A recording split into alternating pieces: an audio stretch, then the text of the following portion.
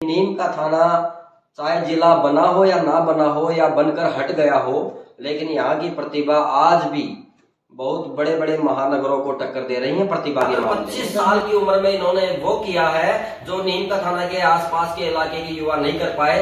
और ईशांत भास्कर हमारे साथ है, काफी होनहार युवा है। और इनकी जो सिस्टर है बहन, वो भी अमेरिका में सॉफ्टवेयर इंजीनियर है, यूएसए में। और एक पूरा शिक्षक परिवार आपको देखने को मिल रहा है। उस शिक्षक परिवार में सॉफ्टवेयर इंजीनियर और वैज्ञानिक निकल के आ रहे हैं। जो इनके बड़े भाई हैं राकेश जी भास्कर, वो भी कोरिया में वैज्ञानिक के पद पर है। ये भारत है किसानों की भूमि, जवानों की भूमि। और यहाँ गांव गांव से निकलकर भारत में ऐसी प्रतिभाएं हैं। और उसी संबंध में आज बात करेंगे राजस्थान के नीम का थाना के एक छोटे से गांव कैरवाली के एक होनहार युवा, मात्र 25 साल के युवा हैं। और इन्होंने काफी नाम रोशन किया है। आपके बच्चों को, आने वाले युवाओं को प्रेरणा मिलेगी जो कैरियर में शुरुआत कर रहे हैं। और सॉफ्टवेयर इंजीनियर में इन्होंने काफी नाम किया है और आज भी ये दूसरे राज्य में जॉब करते हैं। अच्छी एक खासा पैकेज है जो भी। और बात इसके साथ साथ करेंगे, इनके किसान परिवार से हैं और इनके पिता जो है वो भी एक किसान हैं। ऐसे ही नीम का थाना के नजदीक ग्राम कैरवाली के छोटे से गांव कैरवाली, यहाँ किसान और शिक्षक के पुत्र हैं ईशांत भास्कर, जो आज एक सॉफ्टवेयर इंजीनियर है। और मात्र 25 साल की उम्र में इन्होंने वो किया है जो नीम का थाना के आसपास के इलाके के युवा नहीं कर पाए।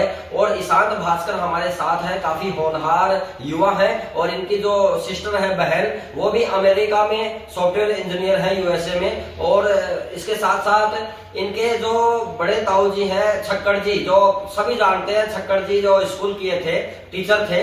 और फिर इनके ताऊ जी हैं दूसरे जगदीश जी भास्कर, जो एसएमपी इंग्लिश मीडियम स्कूल के संस्थापक हैं और पूर्व रिटायर्ड प्रिंसिपल हैं, गवर्नमेंट सर्वेंट। और साथ साथ में हमारे साथ है कृष्ण कुमार भास्कर, ये भी गवर्नमेंट टीचर है फिलहाल। एक पूरा शिक्षक परिवार आपको देखने को मिल रहा है। उस शिक्षक परिवार में सॉफ्टवेयर इंजीनियर और वैज्ञानिक निकल के आ रहे हैं। जो इनके बड़े भाई हैं राकेश जी भास्कर, वो भी कोरिया में वैज्ञानिक के पद पर है, साइंटिस्ट है। और उनसे भी इंटरव्यू हमने कराया था। वो नैनो टेक्नोलॉजी पे काम करते हैं, कैंसर सेल्स पे काम करते हैं। और इस प्रकार से आज ये पूरा परिवार, ये मान लीजिए इस नीम का थाना के आसपास इलाकों में ऐसा परिवार नहीं मिलेगा शायद देखने से, कि पूरा परिवार एजुकेटेड है, शिक्षक है, सॉफ्टवेयर इंजीनियर है, अमेरिका विदेश में रहकर साइंटिस्ट है। मतलब क्या बताएं, अभी आपके सामने पूरा देखने को सुनने को मिलेगा। और बात करेंगे कि ईशांत का जीवन कहां से शुरू हुआ। मात्र 25 वर्ष की उम्र में इन्होंने वो कर लिया जो एक युवा नहीं कर सकता शायद। आज इनका पैकेज भी बहुत ज्यादा है। और बेंगलोर या उस साइड में ये जॉब करते हैं, गूगल में सॉफ्टवेयर इंजीनियर के पद पर। और बात है, बहुत बहुत स्वागत है ईशांत आपका कि आप इस छोटे से गांव में किसान और शिक्षक के पुत्र हैं और आपने नाम किया। सर बताएं, आप जन्म यहाँ किस परिवार में हुआ, आप ही बताएं। जी, मैं ईशांत भास्कर और झलको से कबड्डी के सभी दर्शकों को मेरा अभिनंदन। जन्म एक किसान परिवार में हुआ था और यहीं नीम का थाना में ही मेरा जन्म हुआ था, कैरवाली ग्राम में। हाँ, कैरवाली ग्राम में। आपके पिताजी का नाम? बलवीर सिंह भास्कर, वो भी टीचर हैं? वो भी टीचर है। और माताजी का क्या नाम? इंदू भास्कर, वो भी टीचर है? वो भी टीचर है। तो आप मतलब कहाँ पढ़े हो, पढ़ाई कहाँ तक हुई है आपकी पहले तो पूरी टोटल? मैंने बीटेक किया हुआ है। बीटेक किया हुआ है? हाँ, आईआईटी दिल्ली से बीटेक किया हुआ है। आईआईटी दिल्ली से? हाँ, ठीक है। और यहाँ पे स्कूलिंग मेरी हुई थी सेंट जेवियर के अंदर 10th तक, सेंट जेवियर सेकेंडरी। उसके बाद में 11th 12th के अंदर फाउंडेशन को उसके लिए मैं सीकर चला गया था मैट्रिक्स में जी। वहाँ पे ये जेई की प्रिपरेशन की। और फिर उसके बाद में 4 साल आईआईटी दिल्ली के अंदर बीटेक की। बिल्कुल। सरकारी स्कूल में पढ़े थे क्या आप? सरकारी स्कूल के अंदर तो नहीं पढ़ा। नहीं पढ़े? मतलब छोटे पहली दूसरी क्लास पढ़े होंगे। हाँ, वो याद नहीं है। बिल्कुल बिल्कुल। हाँ। तो आज आप किस पद पर हैं, कहाँ है, आप जितना बता सकते हैं? हाँ, तो अभी करंटली मैं सॉफ्टवेयर इंजीनियर हूँ गूगल बेंगलोर में जी। और मेरा काम डेटा क्लाउड से रिलेटेड है। जी जी जी। तो ये सिलेक्शन कब हुआ आपका? सिलेक्शन हुआ था मेरा गूगल में हुआ था कॉलेज के 4th ईयर में ही 2022 में। बिल्कुल। तो 3 साल से ज्यादा हो गया मेरे को गूगल में काम करते हुए। बिल्कुल 3 साल से ज्यादा हो गया। हाँ। तो आप मतलब कोई ऐसा कोई संघर्ष का वक्त, कोई कठिन समय आपके दौर में आया हो, डिप्रेशन का आया हो, या आपको प्रेरणा, पहले तो ये बताइए संघर्ष का कुछ मूवमेंट। हाँ मतलब वो तो सर देखो सबके बाद जब पढ़ाई कर रहे होते हैं, प्रिपरेशन कर रहे होते हैं, वो तो सबके हर स्टूडेंट के जीवन में आता ही है। क्या आया, किस प्रकार का? मतलब 11th-12th के अंदर ऐसा होता था कि अगर मान लो इस IIT के अंदर नहीं हुआ, जेई की प्रिपरेशन का एग्जाम में अच्छे मार्क्स नहीं आए, तो उसके बाद में वो तो होता ही है कि हाँ ये लाइफ एकदम डिफरेंट है। और दूसरी उसके बाद में कि या तो गवर्नमेंट एग्जाम्स की प्रिपरेशन वगैरह करो, या फिर जो कि अब मेरे को लगता है कि हाँ वो भी एक इक्वली गुड ऑप्शन है। बट उस टाइम पे ऐसा नहीं लगता था। उस टाइम पे ये था कि हाँ जेई के अंदर नहीं हुआ तो उसके बाद में फिर काफी लंबा टाइम तक प्रिपरेशन वगैरह करनी पड़ेगी, तो इसलिए जितना जल्दी हो जाए उतना अच्छा। बिल्कुल, वो बाद में करना पड़ेगा जो आज कर सकते हैं, समय तो गवाए। हाँ वो अभी तो तक इसके पीछे मतलब किसी का प्रेशर रहा हो, दबाव रहा हो, डांट रही हो या प्यार रहा हो, कोई प्रेरणा देने वाला कौन है आपको, इस मुकाम पर ले जाने वाला कौन सहयोगी है? देखो मतलब स्कूलिंग के अंदर तो जैसे 8th-9th क्लास तक तो मेरे को कोई आइडिया नहीं था कि मेरे को क्या करना है। 9th क्लास में जाके मेरे को पता चला था राष्ट्रीय मिलिट्री कॉलेज का। उसमें मतलब इंडिया के अंदर टोटल 4-5 कॉलेज ही हैं, वो बिल्कुल बोर्डिंग स्कूल है। उसके अंदर एडमिशन होता है 6th या 9th के अंदर, पर मेरे को 9th में पता चला था तो उसमें मैं एडमिशन ले नहीं पाया था। तो मेरा स्टार्टिंग से था कि ठीक है मैं ये आर्म फोर्सेस के अंदर चला जाऊं, तो उसका एंट्री पॉइंट राष्ट्रीय मिलिट्री स्कूल काफी अच्छा एंट्री पॉइंट है उसका। बिल्कुल। तो बट वो नहीं कर पाया। फिर मैंने सोचा कि चलो ठीक है 12th के बाद में एनडीए का एग्जाम देखे, या फिर ग्रेजुएशन के बाद में सीडीएस का एग्जाम देखे, उसके बाद में मिलिट्री स्कूल के वो आर्म फोर्सेस के अंदर कोई ऑफिसर रैंक वगैरह पे जाया जा सकता है। देश की सेवा करने का सपना था आपका? हाँ मतलब स्टार्टिंग से ये था कि ये आर्म फोर्सेस के अंदर जाना है। बिल्कुल। उसके पर ये था कि अब 10th कंप्लीट हो गई, 10th के बाद में 11th-12th या तो नॉर्मल स्कूलिंग से करूं, 12th तक का वेट करूं कि हाँ 12th के बाद में मैं एनडीए वगैरह का एग्जाम देके फिर जाऊं। दूसरा ऑप्शन था कि हाँ साथ साथ मैं अपना कुछ और प्रिपरेशन कर लेता हूं, अगर उसमें नहीं हुआ तो बाद में एनडीए में तो जाना ही है। मतलब 2 ऑप्शन हो जाएंगे बेसिकली मेरे पास। तो फिर मेरी सिस्टर उस टाइम पे इसकी जेई की तैयारी कर रही थी। अच्छा। तो उसका एनआईटी जो फिलहाल अमेरिका में है, क्या नाम है सिस्टर का? एकता भास्कर। एकता भास्कर अमेरिका में है इस टाइम। हाँ। वो कौन सी कंपनी में है? वो माइक्रोसॉफ्ट में सॉफ्टवेयर इंजीनियर है। कितने साल से है वो वहाँ पे? 1 साल तो उनको जॉब करते हुए हो गया, और 2 साल उन्होंने यूएस में ही मास्टर्स की थी। बिल्कुल, यूएस में ही मास्टर डिग्री उन्होंने हासिल की। एकता भास्कर जो इनकी सिस्टर हैं, ये कैरवाली का जो छक्कड़ जी का, जगदीश जी भास्कर का, और इनके पिताजी का क्या नाम? बलवीर सिंह जी का जो परिवार है, ये इतना मतलब इतना बढ़िया परिवार है, एजुकेटेड। उनमें उनकी बिटिया एकता भास्कर तो अमेरिका में है, उन्होंने मास्टर की और उसके बाद में 1 साल से माइक्रोसॉफ्ट में सॉफ्टवेयर इंजीनियर के पद पर जॉब कर रही हैं। और गूगल में एक बात बताइए, फिर बाद में सिस्टर से प्रेरणा मिली आपको कि हाँ कि मतलब सिस्टर प्रिपरेशन कर रही है, तो मेरे को पता लगा कि हाँ चलो जेई की प्रिपरेशन मैं भी कर लेता हूँ साथ के साथ में। नहीं होगा तो उसके बाद में आर्म फोर्सेस तो है ही, उनकी तो तैयारी करनी थी पहले से माइंड में था। तो साथ साथ मैंने उसके 11th-12th के अंदर फाउंडेशन कोर्स वगैरह कर लिया। उसके अंदर मतलब उस टाइम पे फिर धीरे धीरे ऐसे माइंडसेट भी उसकी तरफ ही हो गया कि हाँ इतनी प्रिपरेशन कर ली, तब उसको आगे जाके फिर कॉलेज में जाके ऐसा मेरे को पता लगा था कि आफ्टर कॉलेज आईआईटी वगैरह से आर्म फोर्सेस के अंदर डायरेक्ट रिक्रूटमेंट हो जाता है, एग्जाम वगैरह देनी नहीं पड़ती, बस इंटरव्यू वगैरह देके डायरेक्ट हो जाता है। बट फिर गूगल के अंदर सिलेक्शन हो गया। एंड एक बात बताइए, गूगल के अंदर सॉफ्टवेयर इंजीनियर के पद पर सिलेक्शन होना कितनी बड़ी बात है, या कितनी छोटी बात है, या कितना संघर्ष है, या हर किसी के लिए पॉसिबल है या नहीं है? सॉफ्टवेयर इंजीनियर आपने बीटेक वगैरह कर रखी है और आप अच्छे से मेहनत करो तो हो ही जाएगा। अच्छा, तो आपके जितने युवा 25 साल के भी हैं क्या वहाँ पे? हाँ मतलब कुछ out of college direct hire करते हैं। अच्छा। बट कुछ ही कॉलेजेस में जाते हैं हायरिंग के लिए। अब इससे आगे उद्देश्य क्या है, लक्ष्य क्या है आपका? आगे लक्ष्य अभी तो वही है कि जितना एक्सपीरियंस गेन कर सकता हूँ उतना करूँ। उसके बाद में फिर ऐसा होता है कि आप किसी चीज में थोड़ा टाइम स्पेंड करते हो, आपका पर्सपेक्टिव थोड़ा और ब्रॉड होता है। तो अभी 5 साल बाद का, तो अभी काफी यंग हूँ, तो 5 साल बाद का तो अभी से प्लान करना, मतलब 5 साल के अंदर बहुत सारी चीजें चेंज होंगी, क्या क्या होगा। हो सकता है कि मैं यहाँ पे आके कुछ स्टार्ट कर लूँ अपना, हो सकता है कि मैं मास्टर्स वगैरह करने के लिए चला जाऊँ। ज्यादा से ज्यादा नॉलेज कलेक्ट करना ही मतलब मेन गोल होता है। मेन गोल होता है अनुभव प्राप्त करना, नॉलेज अनुभव, है ना। तो युवाओं को आप क्या प्रेरणा देंगे कि वो भी आपकी तरह एक 25 साल का नौजवान युवक सॉफ्टवेयर इंजीनियर बन जाए गूगल में, वो भी, और पैकेज तो अच्छा खासा होगा शायद आपका। तो इससे मतलब प्रेरणा क्या देना चाहेंगे, किस प्रकार से वो आगे बढ़ सकते हैं, यानी कि बिना रास्ता भटके हुए। देखो, मेरे को 11th-12th के अंदर मेरे को फिजिक्स और मैथ्स में काफी ज्यादा इंटरेस्ट था। तो मैं तो यही बोलूंगा कि वही चीज करो जिसमें इंटरेस्ट है और जिसको करने में ऐसे बोरियत फील ना हो। मेरे को ये जो भी ऐसे लॉजिकल चीजें हैं उनके अंदर काफी इंटरेस्ट था। मेरे से ऐसे जैसे हिस्ट्री वगैरह, उनके अंदर थोड़ा याद करने का ज्यादा है, तो वो मेरे को करने में ऐसे थोड़ी बोरियत फील होती थी।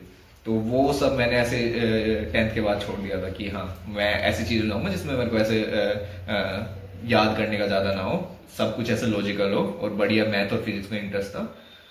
तो इसलिए मेरे को लगता है कि हाँ, वो काफी स्मूथली काफी काम आया, काफी स्मूथली ट्रांजिशन हो गया। भारतीय सेना में जाने का इरादा था, हाँ, बन गए सॉफ्टवेयर इंजीनियर। हाँ, ये सॉफ्टवेयर इंजीनियर का भी लक्ष्य लेके चले तब बन गए।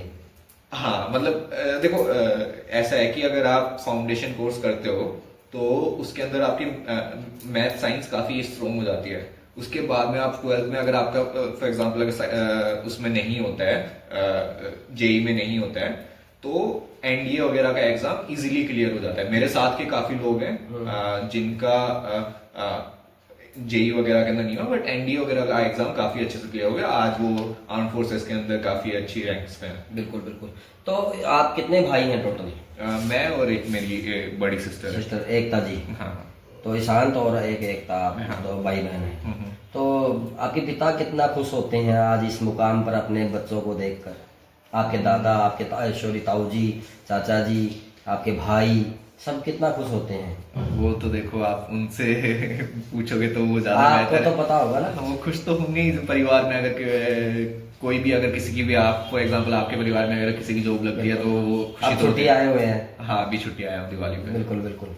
तो ये थे हमारे साथ ईशांत युवा, एक छोटे से गांव कैरवाली के, और एसएमपी स्कूल परिवार से हैं। छक्कड़ जी का परिवार है, जगदीश जी भास्कर हैं, और पिताजी का नाम विनोद जी, बलवीर जी के परिवार हैं। एक अच्छा खासा एक शिक्षित एजुकेटेड परिवार है, शिक्षक परिवार है, किसान परिवार है।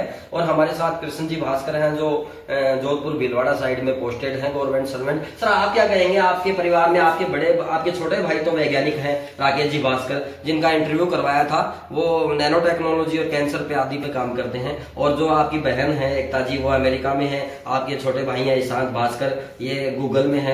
तो आप टीचर हैं। मतलब ये प्रेरणा कहाँ से शुरुआत हुई? एक किससे एक बना? पहले जैसे छक्कड़ जी थे या आपके पिताजी, फिर बाद में बढ़ता चला गया परिवार उस ओर? सर देखो, परिवार के अंदर एक आदमी यदि सक्सेस होता है जी, तो उसको देख के उसके जो भी छोटी पीढ़ी है जी, चाहे वो कैसी भी हो, लेकिन वो उससे देख करके प्रेरणा लेती है। जैसे स्टार्टिंग के अंदर मेरे ताऊ जी डीओसी पद के रिटायर्ड है जी, पिताजी लेक्चर थे मेरे टाइम पे, उसके बाद प्रिंसिपल के पद से रिटायर हुए। चाचा और चाची दोनों गवर्नमेंट टीचर हैं।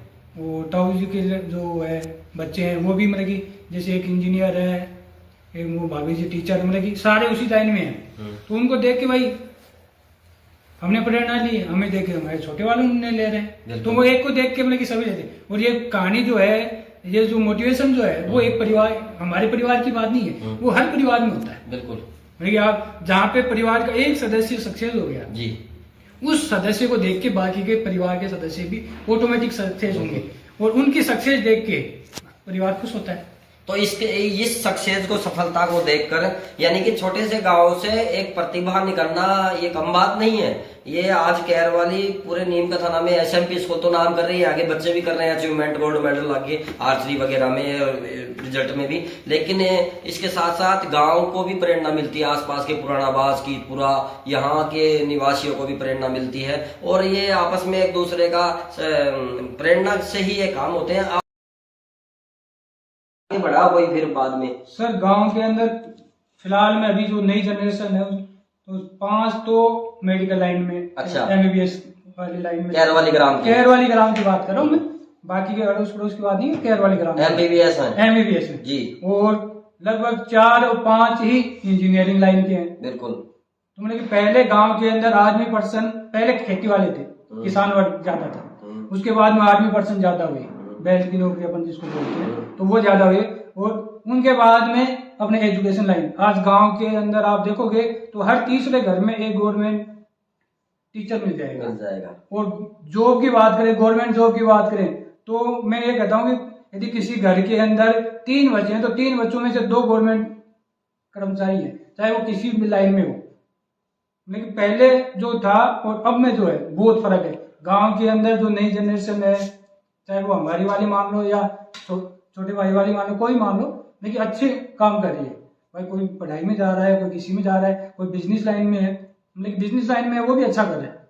ये नहीं कि भाई पैसे बर्बाद, जो पहले बर्बाद वाला जो सिस्टम था ना वो बिल्कुल खत्म है। मतलब आने वाली पीढ़ियां कैर वाली ग्राम से और निकलेगी प्रतिभा यहाँ से, बिल्कुल साफ निकलेगी। और एक इनको देख के मतलब जो नई पीढ़ी है, जैसे अभी पिछले साल 10th क्लास किया, उससे पहले 10th क्लास, उन बच्चों में साफ इनसे भी ज्यादा कंपटीशन है। वो तो मतलब एक दूसरे को देखे कि भाई जब मेरे बड़े भाई ने या मेरे अंकल ने जब ये कर लिया तो मैं क्यों नहीं कर सकता। बिल्कुल, बिल्कुल। भाई मैं तो उससे 2 कदम आगे हूं। बिल्कुल भाई जो पहले की पीढ़ी थी और नई पीढ़ी आ रही है, तो वो भाई पहले शारीरिक मजबूत थे, और जैसे जैसे पीढ़ी आगे बढ़ रही है वैसे वैसे शारीरिक दुर्बलता होती जा रही है और मेंटली स्ट्रॉन्ग होते जा रहे हैं, लेकिन दिमाग से मतलब मजबूत होते जा रहे हैं। तो सीधी सी बात है। बिल्कुल। कहने का मतलब यह है कि पहले कोई वक्त था जब गांव में गरीबी थी, गांव में अशिक्षा थी, गांव में संस्कृति नहीं थी, पहनावा नहीं था, लेकिन आज गांव में संस्कृति भी है, पहनावा भी है, शुद्ध वातावरण भी है, एनवायरनमेंट भी है, और उसके साथ साथ तरक्की है। यानी कि शहर के भीड़ भाड़ वाले और तंग गलियों से जो युवा नहीं निकलते, वो यहाँ गांव से आज प्रतिभा निकलती हैं और देश की सेवा के साथ साथ साथ अपने परिवार नाम, गांव का, परिवार का, अपने माता पिता सभी का नाम रोशन कर रही हैं, जिसका जीता जागता उदाहरण है आज का ये इंटरव्यू। तो सर, आपके भाई जो साइंटिस्ट है राकेश जी भास्कर कोरिया में, तो आपको कैसा लगता है? लोग कहते हैं कि आपके भाई हैं। सर बहुत खुशी होती है, अपने आप में गर्व होता है कि हाँ भाई मैं उसका बड़ा भाई हूँ। बिल्कुल गर्व होता है। गर्व तो लोग कहते होंगे यार हमें पता नहीं था आपके भाई। नहीं, मेरे साथ वाले मेरे को मजाक भाई साथ बैठ तो मजाक होती है। हाँ। मजाक में कहते हैं यार बस, लेकिन सभी क्योंकि वहाँ पे भास्कर में एक ही हूँ तो सब मेरे को भास्कर ही कहते हैं जी। तो वो मतलब भास्कर यार तेरे तो सारे परिवार वाले एक से बढ़कर एक है, मैं वो सबसे कम में ही हूँ, गवर्नमेंट टीचर, बाकी सारे मेरे से ऊपर है। बिल्कुल बिल्कुल। और मतलब कि इसमें बहुत खुशी होती है, लेकिन उसमें ईर्ष्या वाली बात नहीं है, खुशी वाली बात है कि हाँ भाई चलो बिल्कुल, मतलब सब अच्छा कर रहे हैं। एक ही परिवार में इनकी शांत की सिस्टर है जो एकता, वो अमेरिका में, जो कृष्ण जी भास्कर है इनके छोटे भाई हैं वो कोरिया में, और टीचर परिवार और छक्कड़ जिनके नाम से बच्चे कांपते थे, जो दादागिरी करते थे, बच्चे पढ़ते नहीं थे, असामाजिक तत्व थे, या जो घर पे बात नहीं मानते थे माता पिता की, वो टीचर थे छक्कड़, जिनका नाम था सब जानते हैं सब युवा, तो उनके नाम से बच्चे कांपते थे। जो छक्कड़ जी हैं उन्होंने काफी युवाओं का भविष्य जीवन सुधारा है, और आज ये एसएमपी परिवार के साथ साथ कैरवाली, पुरानाबाद, आसपास के गांवों में भी युवा तरक्की कर रहे हैं। और ये बहुत गौरव की बात है कि नीम का थाना चाहे जिला बना हो या ना बना हो या बनकर हट गया हो, लेकिन यहाँ की प्रतिभा आज भी बहुत बड़े बड़े महानगरों को टक्कर दे रही है प्रतिभा के मामले में। सर मैं एक बात और कहूँगा कि पहले एक टेंडेंसी थी, टेंडेंसी क्या थी, मतलब कि वो एक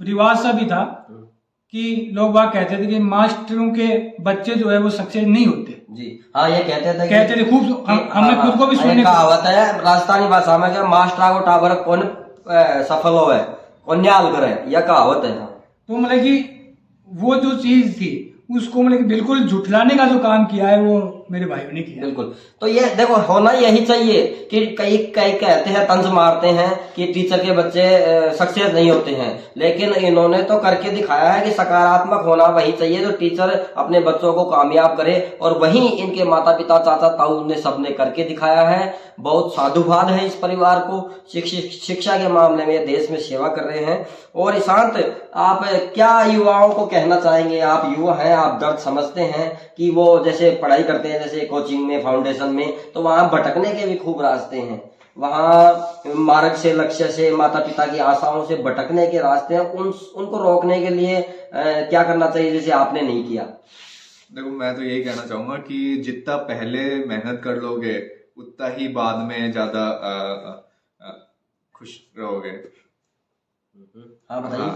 मैं तो यही कहना चाहूंगा कि जितना पहले मेहनत कर लोगे उतना ही बाद में जाके सुखी रहोगे। बिल्कुल बिल्कुल। तो ये 10th से लेके 12th और ग्रेजुएशन का टाइम यही सबसे इम्पोर्टेंट होता है। ऐसे नहीं है कि मैंने काफी लोगों को देखा है जैसे कि 12th हो गई, ग्रेजुएशन हो गया, उसके अंदर वो सोचते हैं कि ग्रेजुएशन के बाद में गवर्नमेंट जॉब्स की प्रिपरेशन वगैरह स्टार्ट करके फिर बाद में लग जाएंगे। बट तब तक जो बेस बनना होता है वो बन चुका होता है, जो माइंड डेवलप होना होता है वो हो चुका होता है। तो जो पहले मेहनत नहीं की, जिसने पहले पढ़ाई नहीं की, उसके चांसेस का आगे जाके भी ऐसे कम हो जाते हैं कि आगे जाके भी वो कोई बढ़िया गवर्नमेंट जॉब या फिर कोई बढ़िया एग्जाम वगैरह क्रैक करके अच्छी पोस्ट पे जा पाए। तो इसलिए मैं बोलना चाहूंगा कि स्टार्टिंग स्कूलिंग से ही प्रिपरेशन वगैरह स्टार्टिंग कर दो, बेस वगैरह अच्छा होगा, बाद में जाके बिल्कुल दिक्कत नहीं आएगी। बिल्कुल बिल्कुल।